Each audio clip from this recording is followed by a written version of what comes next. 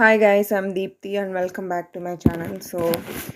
నేను డైలీ రెగ్యులర్గా videos post చేద్దాము అని అనుకున్న ప్రతిసారి ఏదో ఒక ప్రాబ్లం వచ్చేస్తుంది. అట్లీస్ట్ ఈ వీక్ అయినా డైలీ ఒక వీడియో అప్లోడ్ చేయడానికి ట్రై చేస్తాను. ఓకే, ఏమవుతుందో తెలీదు. Rule 41, objective case of the pronoun comes after the preposition. ఇక్కడ ఏంటంటే మనకి ప్రొనౌన్స్ మనకు టూ టైప్స్ కదా, అబ్జెక్టివ్ కేసు, సబ్జెక్టివ్ కేసు. ఏవైతే మనకి అబ్జెక్టివ్ కేసు ఉందో అయితే ప్రిపోజిషన్ తర్వాత ఎప్పుడూ కూడా ప్రిపోజిషన్ తర్వాత వచ్చే ప్రొనౌను మనకి ఆబ్జెక్టివ్ కేసు వస్తుంది, సబ్జెక్టివ్ కేసు కాదు అని చెప్పేసి ఈ రూల్ చెప్తుందనమాట. మనకి జనరల్గా ప్రొనౌన్స్ ఏమేమి ఉన్నాయి కదా, వాటికి ఆబ్జెక్టివ్ కేసు, సబ్జెక్టివ్ కేసు ఏంటంటే ఐకి మీ, వీకి us, you, they, them, he, him, she, her, it. Okay, ఇప్పుడు మనం ఎగ్జాంపుల్స్ చూద్దాం. ఎగ్జాంపుల్ వచ్చేసి none but he is going to the party. ఇక్కడ బట్ అనేది ప్రిపోజిషన్ కింద వచ్చింది మనకి. ఫస్ట్ అసలు మనకి ప్రిపోజిషన్ అంటే ఏంటి? Preposition which tells about the relationship between noun or pronoun. Noun or pronoun and some other words. అంటే మనకి ఏదైతే సెంటెన్స్లో నౌన్ ఆర్ ప్రొనౌన్ కాకుండా మిగిలిన వర్డ్స్ ఏమైతే ఉంటాయో ఆ వర్డ్స్కి నౌన్ ఆర్ ప్రొనౌన్కి మధ్యలో ఒక రిలేషన్షిప్ని చెప్పేదే ప్రిపోజిషన్. ఇక్కడ ఏంటంటే ఇక్కడ ఈ బట్ వచ్చేసి మనకి ఇక్కడ యాక్చువల్గా బట్ అనేది కంజంక్షన్ మనకి. కంజంక్షనే కాకుండా కొన్ని మనం ప్రిపోజిషన్ కింద కూడా యూజ్ చేస్తాం కదా. అలాగే ఇక్కడ మనం బట్ ఇక్కడ ఈ సెంటెన్స్లో మనకి ప్రిపోజిషన్ కింద ఇక్కడ ఇది ప్రిపోజిషన్ రోల్ని ప్లే చేస్తుంది అనమాట. ఇక్కడ బట్ తర్వాత ఏమొచ్చింది? హీ వచ్చింది. హీ అనేది ఏంటి? హీ అనేది సబ్జెక్టివ్ కేసు. మనం ఇప్పుడే డిస్కస్ చేసాం ప్రొనౌన్ తర్వాత ప్రొనౌను ప్రిపోజిషన్ తర్వాత మనకి ఆబ్జెక్టివ్ కేస్ రావాలి అని చెప్పేసి. హీకి ఆబ్జెక్టివ్ కేస్ ఏంటి? హిమ్. అందుకని చెప్పేసి none but him is going to the party. Okay, all except he like the performance. ఇక్కడ హీ వచ్చింది. హీ అనేది అగైన్ సబ్జెక్టివ్ కేస్ కాబట్టి all except him like the performance. నేను ముందేం చదివాను? All except him like the performance. Okay, in the first sentence but place the rule of preposition. It must be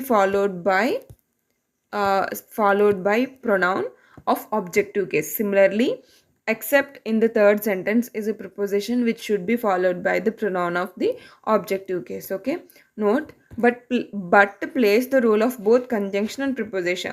but ఏంటంటే conjunction, preposition కింద కూడా మనం use చేస్తాము. అయితే నెక్స్ట్ ఏంటంటే verb is also followed by the pronoun of objective case. మనకి స్టాండర్డ్గా తెలిసిందే verb is always preceded by subjective case and followed by objective case. వెర్బ్కి ఎప్పుడు ముందు వచ్చింది ఎప్పుడైనా కూడా మనకి సబ్జెక్టివ్ కేస్ ప్రొనౌన్ వస్తుంది, తర్వాత అయితే కనుక ఆబ్జెక్టివ్ కేస్ ప్రొనౌన్ వస్తుంది. అదే చెప్తున్నాడు, verb is always followed by the pronoun of the objective case. Verb తర్వాత ఎప్పుడు ఆబ్జెక్టివ్ కేసే వస్తుంది, ముందైతే సబ్జెక్టివ్ కేస్ వస్తుంది. ఓకే, ఎగ్జాంపుల్స్ చూస్తే let him do that work. ఇక్కడ లెట్ అనేది వెర్బ్.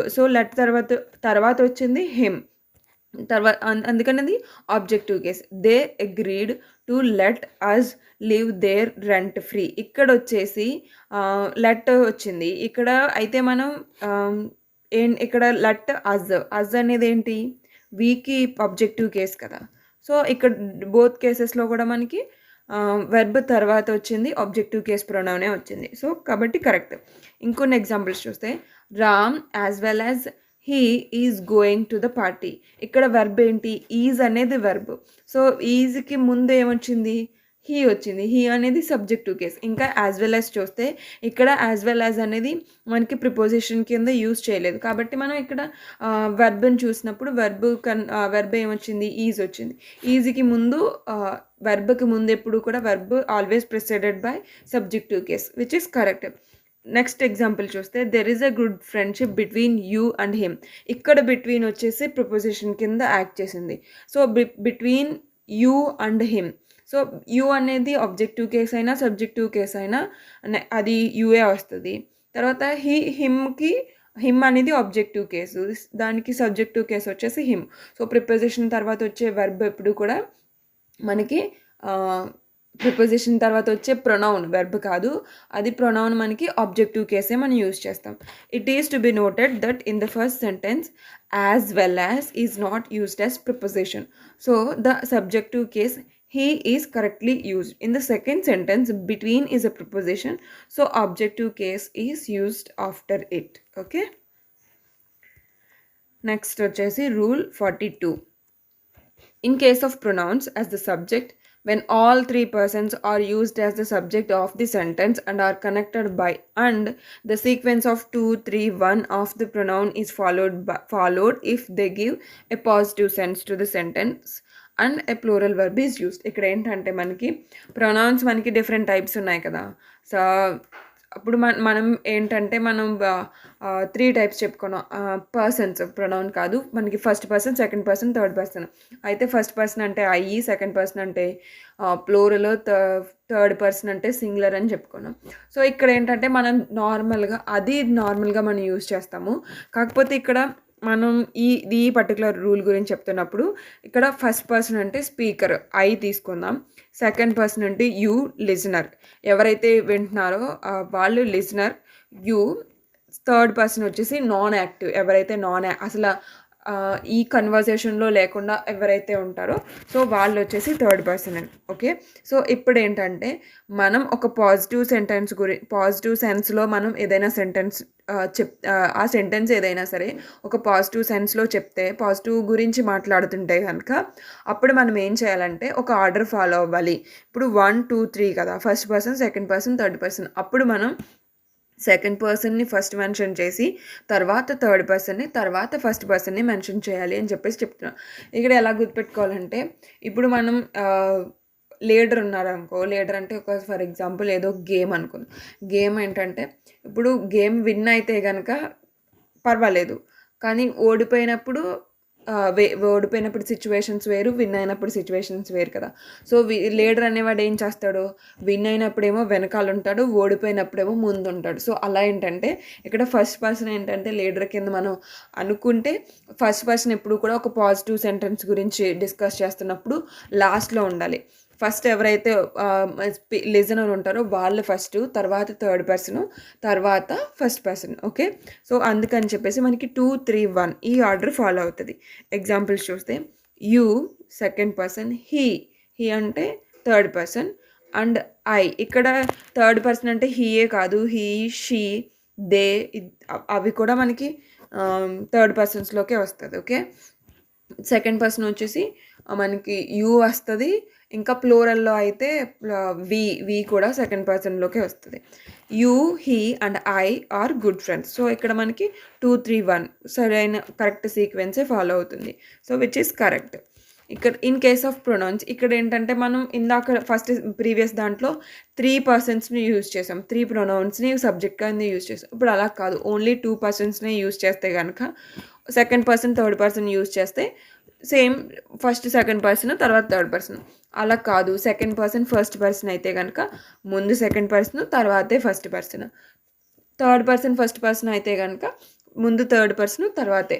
ఎప్పుడు కూడా సెకండ్ పర్సన్ ఉంటే ఫస్ట్ సెకండ్ పర్సనే రావాలి, ఫస్ట్ పర్సన్ ఉంటే ఫస్ట్ పర్సన్ ఎప్పుడు లాస్ట్ రావాలి. ఓకే, ఎగ్జాంపుల్స్ చూస్తే you and she or good friends. ఇక్కడ 2 3 సీక్వెన్స్.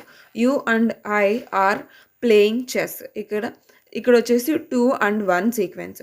ఇక్కడ he and I were watching TV. ఇక్కడ హీ వచ్చేసి థర్డ్ పర్సన్, ఐ వచ్చేసి ఫస్ట్ పర్సన్. ఇంకొకటి చూస్తే ఇక్కడ వచ్చేసి ఏంటంటే నెగిటివ్. మనం ఫస్ట్ డిస్కస్ చేసింది ఏంటి, 3 పర్సన్స్తో పాజిటివ్ డిస్కస్ చేసాం. ఇప్పుడు సేమ్ అదే 3 పర్సన్స్తో negative.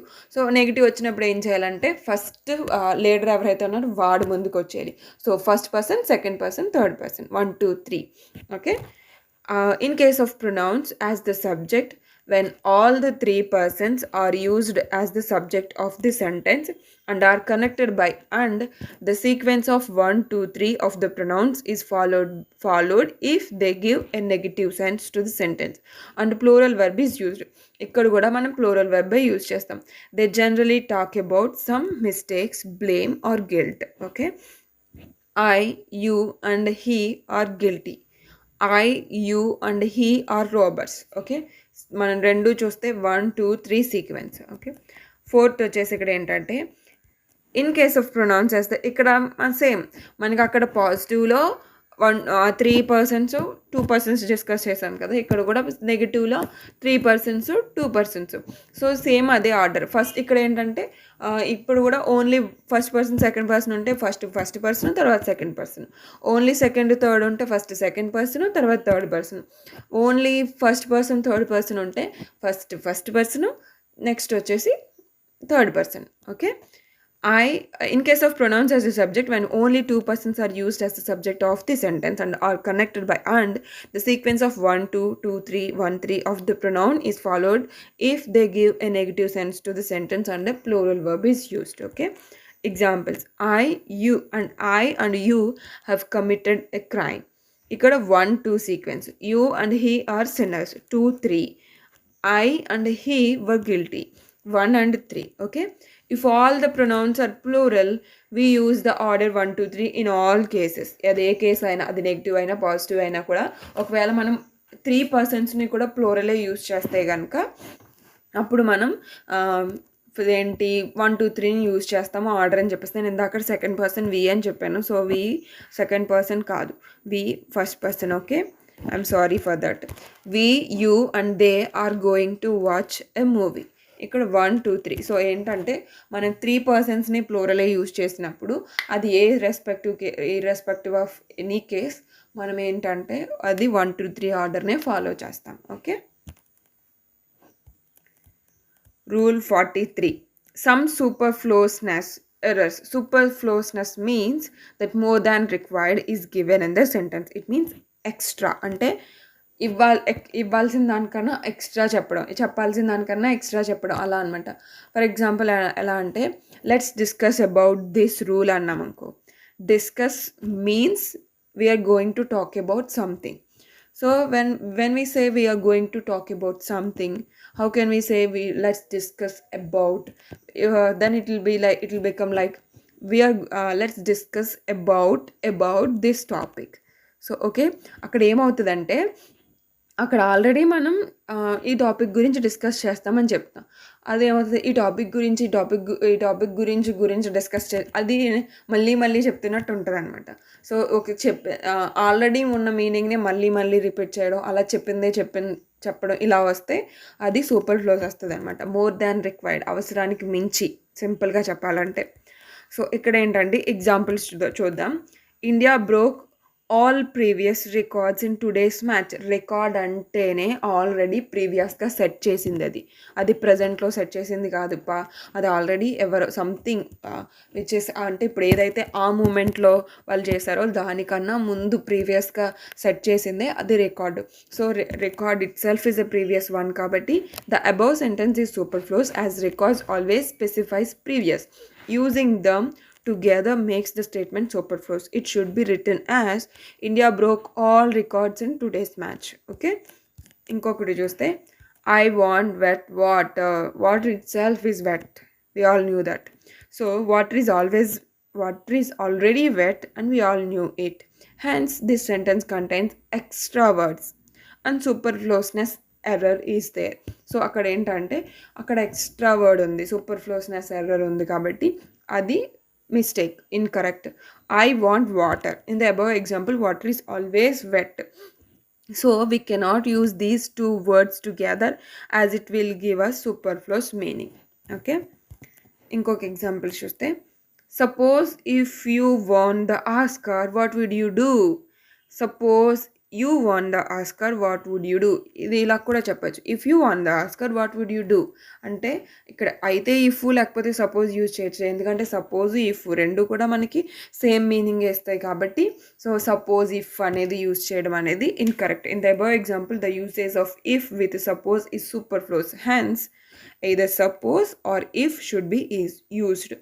Note, use of supposing if is not needed with supposing, it's a wrong usage. అది సపోజ్తో అయినా సపోజింగ్తో అయినా కూడా ఇఫ్ అనేది నాట్ నీడెడ్, కాబట్టి అది కంప్లీట్గా wrong usage. Use only supposing. Okay, the army retreated back from the conflict zone in Kashmir. ఇక్కడ ఏంటంటే రిట్రీటెడ్ బ్యాక్. రిట్రీటెడ్ అనేదే విత్డ్రా చేసుకోవడం ఏదైనా సరే సంథింగ్. అది ఇక్కడ ఏమైంది, బ్యాక్ అంటే మళ్ళీ అది వాపస్ తీసుకోవడం, వెనక్కి తీసుకోవడం అలా వస్తుంది కదా. సో అందుకని which is incorrect. The army retreated from the conflict zone in Kashmir, which is correct. Again, in the above example, back won't be used there. Retreat itself means to withdraw, retire, etc. We use only retreat. Okay.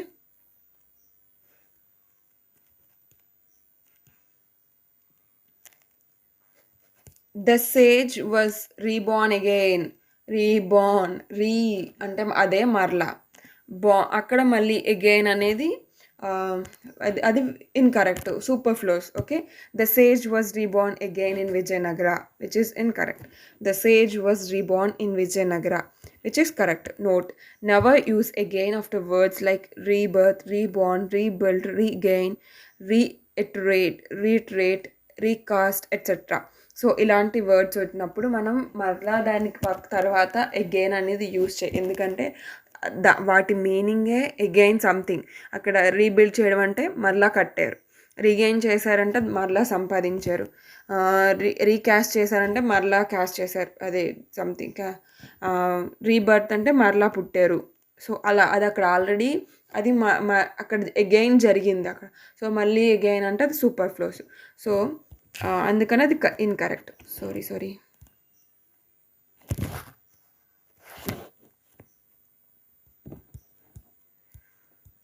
Next వచ్చేసి Manu is equally as good as Sharma. Equally as good as అంటేనే శర్మ ఎంత ఉన్న అంత capability something మను కూడా ఉంది. So మళ్ళీ అక్కడ extra equally అని చెప్పక్కర్లేదు. So Manu and Sharma are equally good or Manu is as good as Sharma. So రెండు సెంటెన్సెస్ కూడా కరెక్టే. In the above example the usage of as should strictly be discarded. Use of only equal or as good as separately. Use only అయితే నువ్వు equally use చేయ, లేకపోతే as good as use చేయి, అంతే తప్పితే రెండు యూజ్ చేయకు అని చెప్పేసి చెప్తున్నాడు. Okay. The manager and the chairman decided on a mutual agreement అంటేనే మ్యూచువల్గా డిసైడ్ అయ్యేది. సో అక్కడ మళ్ళీ ఎక్స్ట్రాగా మ్యూచువల్ చెప్పక్కర్లేదు. The manager and the chairman decided on an agreement on profit, అందుకని which is correct. In this case the usage of mutual is wrong, hence use only agreement is always mutual. Okay. Note, mutual friend is wrong to say. అదేంటి, మన social media అంతా మ్యూచువలే కదా ఉంటుందంటే social మీడియాలో మనం ఏదైనా use చేస్తాం, కానీ అది గ్రామటికల్గా కరెక్ట్ కాదు. సో ఇక్కడ మ్యూచువల్ ఫ్రెండ్స్ కాదు, common friends. Okay.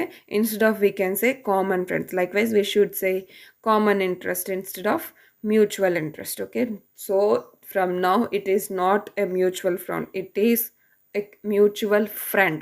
It is not a mutual friend, it is a common friend. Okay.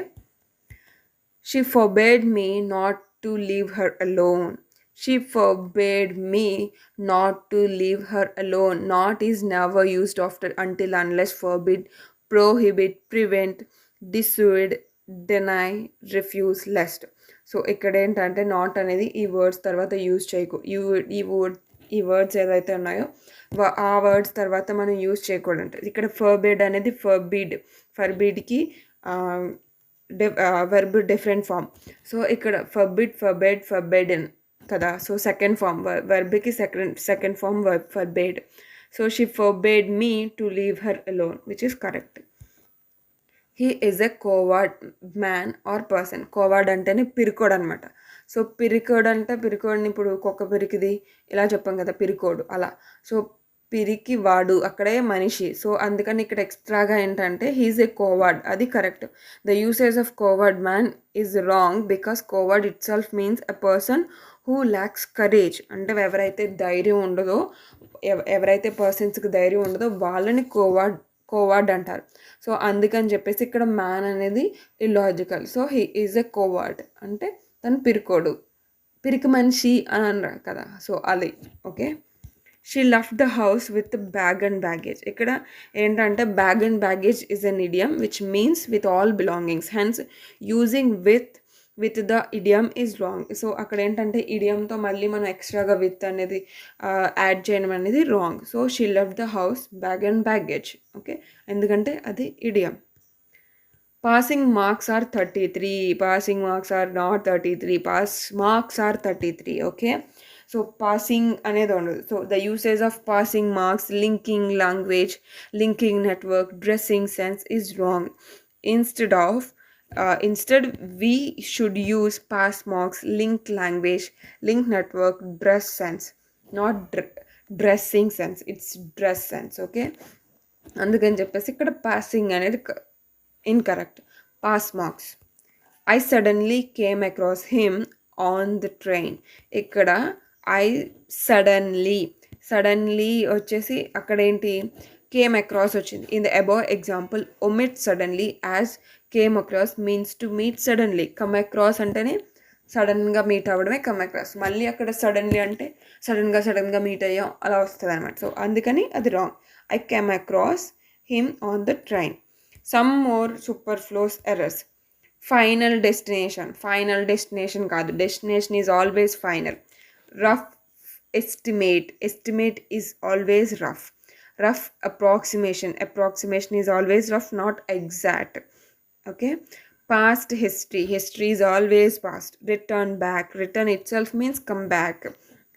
Okay, coming future, వాపస్ బ్యాక్ అంటారు కదా, వాపస్ అంటేనే తిరిగి మళ్ళీ వాపస్ బ్యాక్. సో అలాంటివి రాంగ్ అనమాట. Coming future is always coming. Reason itself means cause. So reason because కాదు. Okay, consensus opinion. Consensus itself means collective opinion or agreement. Final conclusion is always final. Funeral service itself a ceremony and service, so we don't say funeral service, it's just a funeral. Okay, note, enter into is also an example of superfluous error. However, when enter into is used as a phrasal verb, it means investigation. So investigation అనే మనం మీనింగ్తో use చేస్తే అది కరెక్టే, కానీ అలా కాకుండా మనం enter into అనేది నార్మల్గా యూస్ చేస్తే కనుక which is also a superfluous error అని చెప్పేసి చెప్తున్నాను. ఓకే, సో ఇప్పటి వరకు మనం 3 రూల్స్ డిస్కస్ చేసాము. ఐ హోప్ నేను మీకు ఎక్స్ప్లెయిన్ చేసింది the way I explained మీకు అర్థమైంది అని అనుకుంటున్నాను. If you like this video, please do like, share and subscribe to my channel. See you in the next video.